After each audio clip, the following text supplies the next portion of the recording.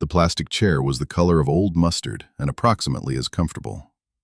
Marcus had been sitting in it for 2 hours, which was long enough to have memorized the water stain on the ceiling tile across from him, the particular rhythm of the vending machine's hum 3 alcoves down, and the way the fluorescent light above the nurse's station flickered every 4 minutes with the reliable irritation of something that had been reported and never fixed. He was 41. His left knee ached in the specific way it had ached since he was 34, which was the year the body started sending invoices for everything you'd borrowed from it in your 20s.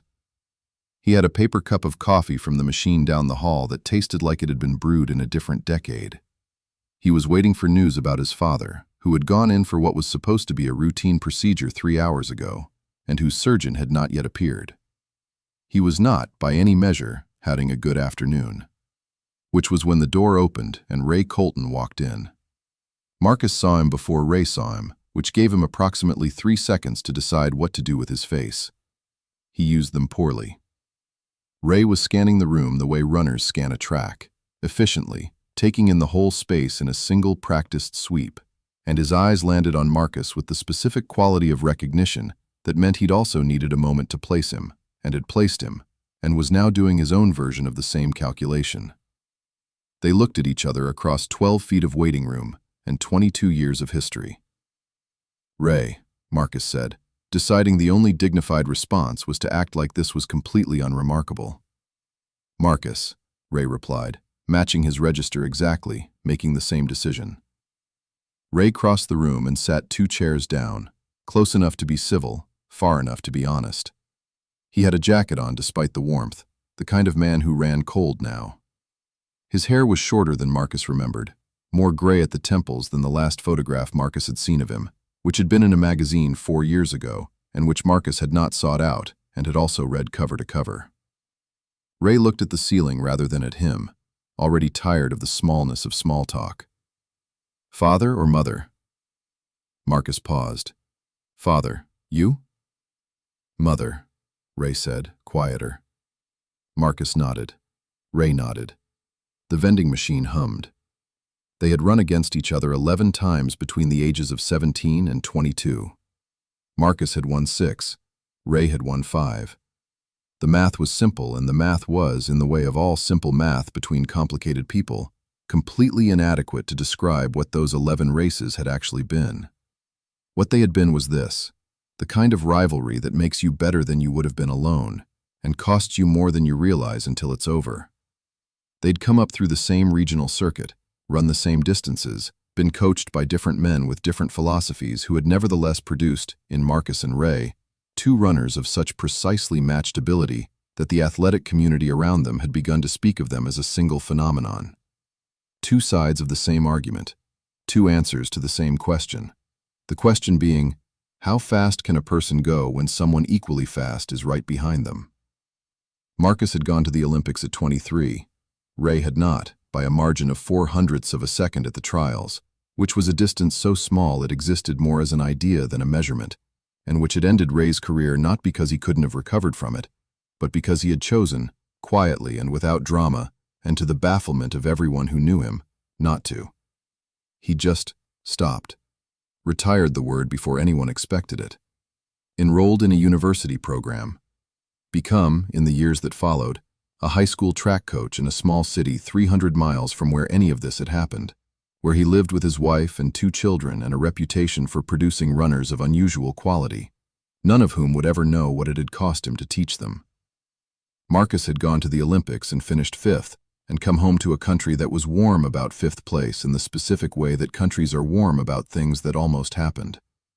He'd run for 3 more years, accumulating results that were good by any objective standard and insufficient by his own, and then his knee had made the decision for him in a way that Ray's career never had, which was the thing Marcus tried not to think about and thought about constantly.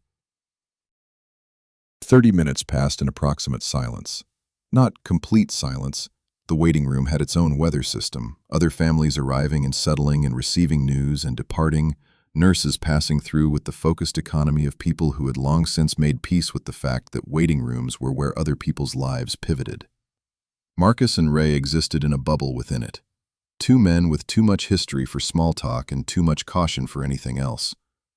It was Ray who broke first. Marcus would think about that later.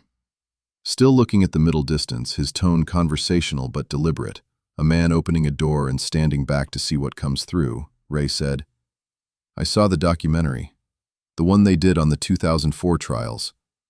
Marcus kept his eyes on the ceiling tile. "Yeah. They used the finish line footage," Ray added. Marcus let out a short breath, not quite a laugh. They always use the finish line footage. The finish line footage was 0.04 of a second of Ray Colton's face in the moment after the race ended, in the instant before he understood the number on the board. It was one of the more recognized photographs in the brief and specific world of regional track history, and Marcus had never been able to look at it without feeling something complicated that he'd never successfully named. Ray's voice dropped a register. "They asked me to comment for it. I said no." "Why?" Marcus asked. "Didn't have anything useful to say," Ray replied simply, without self-pity. Marcus glanced at him. "I commented." "I know," Ray said, with the ghost of something dry in it. "I watched it." The fluorescent light flickered. 4 minutes exactly. Marcus's surgeon appeared at 4:15 with the expression of someone carrying good news carefully, the way you carry something fragile, and told him the procedure had gone well, and his father was resting and he could see him in an hour. Marcus thanked him and shook his hand and sat back down, and the relief moved through him in a wave that left him feeling, briefly, boneless. "Okay," he said, almost to himself. "Good," Ray said quietly, and meant it. They sat with that for a moment.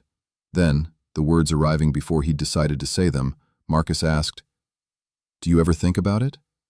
He didn't specify what it was. He didn't need to. Ray was quiet long enough that Marcus thought he might not answer. When he spoke, he chose his words carefully, working it out as he went. "Every time one of my kids runs a good race. Not in a bad way. More like, I know what it feels like. That specific feeling. And I'm glad I can recognize it in them, and I'm glad I can tell them what it means. And somewhere underneath that, I'm also—" He stopped. "Still running it," Marcus said quietly, finishing it for him. Ray was still for a moment.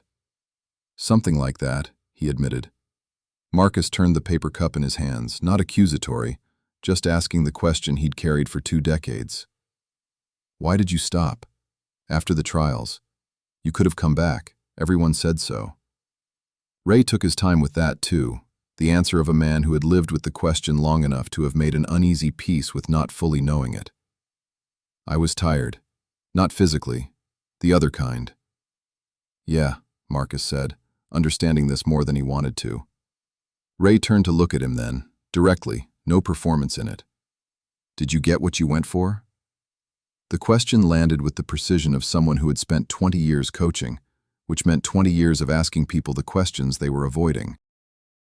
Marcus thought about the Olympics, the 5th-place finish, the 3 years after, the diminishing returns, the knee, the slow and graceless exit. The career in sports commentary that he was good at and that paid well, and that he performed with the faint, persistent sensation of standing slightly outside his own life. "I don't know," he said at last, and it was the most honest thing he'd said in years, and he knew it as it came out. "I got there. That part was real." "That part was real," Ray repeated without judgment, just recognition. Marcus looked down at the cup, then back up. "Your kids, the ones you coach, any of them good?" Something uncomplicated moved across Ray's face then, the first time since he'd walked in. "One of them is going to be better than either of us," he said. "Yeah?" Marcus said, and heard the genuine interest in his own voice before he could decide whether to allow it. 16 years old, Ray's voice carried the quiet pride of someone who had transferred something forward into the world and watched it take hold. "She runs like she's angry at the track, like it owes her something." Marcus smiled, small, unguarded, the first real one. "That's the good kind of angry." "That's the only kind that works," Ray agreed, the same smile crossing his face, mirrored, because they both knew exactly what that anger felt like from the inside. A nurse appeared at the far end of the waiting room and called a name that wasn't Marcus's or Ray's, and a family in the corner stood up all at once and followed her, and the room rearranged itself around their absence. Ray's phone buzzed. He looked at it and stood, his expression the careful neutral of someone receiving news and deciding how to carry it. "She's out. I can go up." Marcus stood too, the old reflex of courtesy. "Good news?" Ray took a breath, steadying himself. Yeah, good news." They stood facing each other in the waiting room, two men in their 40s with bad joints and long memories, and the particular gravity of people who have shared something that can't quite be categorized. Not friends, not enemies, something older and more specific than either. Ray put out his hand. Marcus took it. "5th place at the Olympics, Marcus." Ray held the handshake a moment longer than strictly necessary, looking at him directly. "That's not nothing." And the thing was, coming from Ray, it wasn't. Marcus felt that, felt it move through him like the first clean breath after a long time indoors. "Neither is walking away," he said. Ray held his gaze for a moment. Then he nodded, once, the nod of a man who has been given something he didn't know he needed, and turned and walked toward the elevator. Marcus watched him go. He sat back down in the mustard-colored chair. The fluorescent light flickered. The vending machine hummed. Outside the windows, the afternoon was doing something complicated with the light, going gold at the edges the way late afternoons do, indifferent and generous at once. He thought about the 16-year-old girl running like the track owed her something. He thought about what Ray had said. That part was real, and turned it over in his mind the way you turn over a stone to see what's underneath, and found, to his own mild surprise, that it held. It was load-bearing. It was true. He got out his phone and found his father's number and sat looking at it for a moment.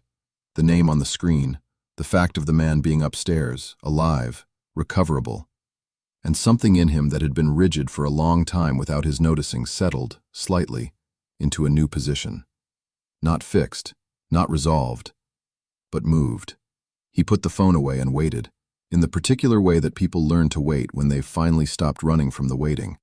And the afternoon light held for a while at the windows before it began, slowly, without apology, to change.